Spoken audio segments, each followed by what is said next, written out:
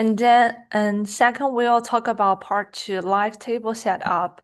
And first, the read Excel package is required because the mentality table is stored in Excel workbook.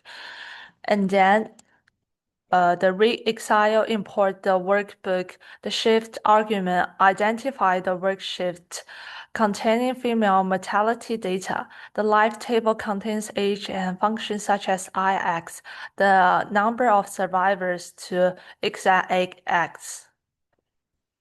And then keep the 6 relevant columns and assign clear names. The supply table end up at the age of 109. The assignment state I 110 is bigger than 0, and I 111 is equal to 0.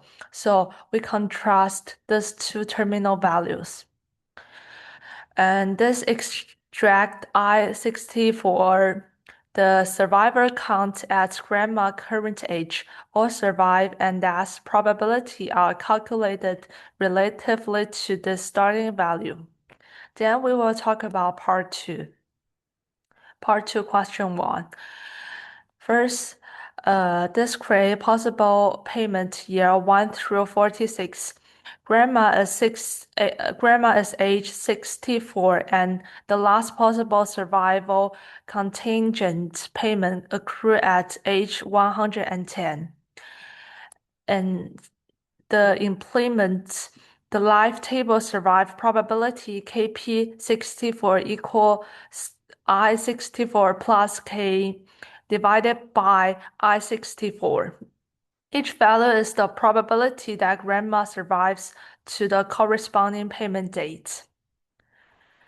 And then the first payment is $84,000 and later payment grow by 2% per year.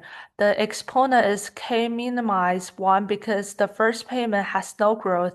The second has 1 year of growth and so on.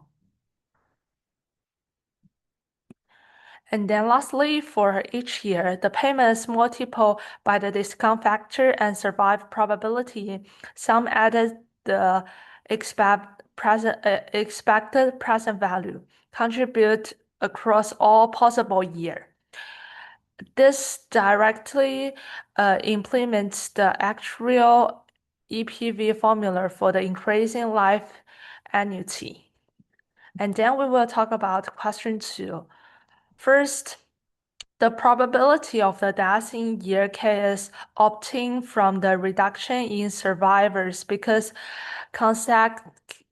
consecutive age divided by I64.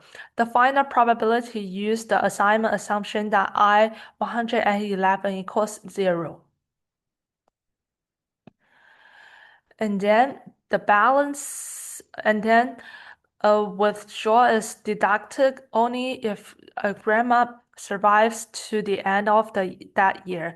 If she dies during year K, she does not receive the payment at the end of the death year. So withdrawal are made only when T is less than K.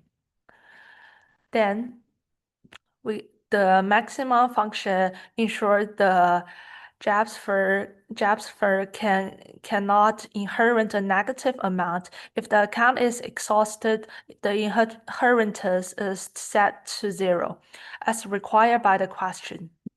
Finally, for each death year, the inheritance is discounted to time 0 and weighted by the probability of death in that year.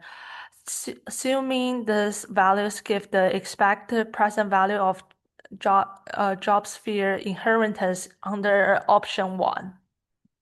And then we will talk about question 3.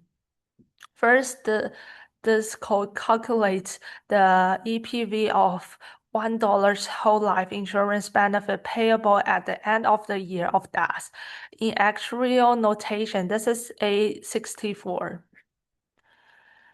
And then under the principle of equilibriums. The annuity premium equals its EPV. The account remaining for life insurance is initial wealth minimize the annuity price.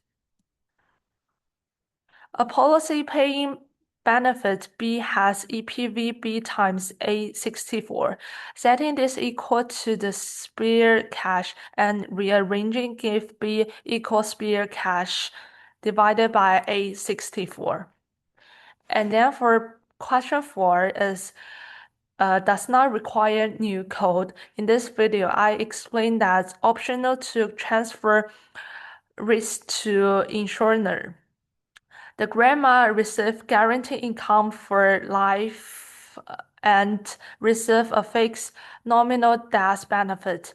Using optional 1, inheritance depends on both grandma lifetime and the remaining account balance. Early death may produce a larger inheritance, whereas long survive may reduce it to 0.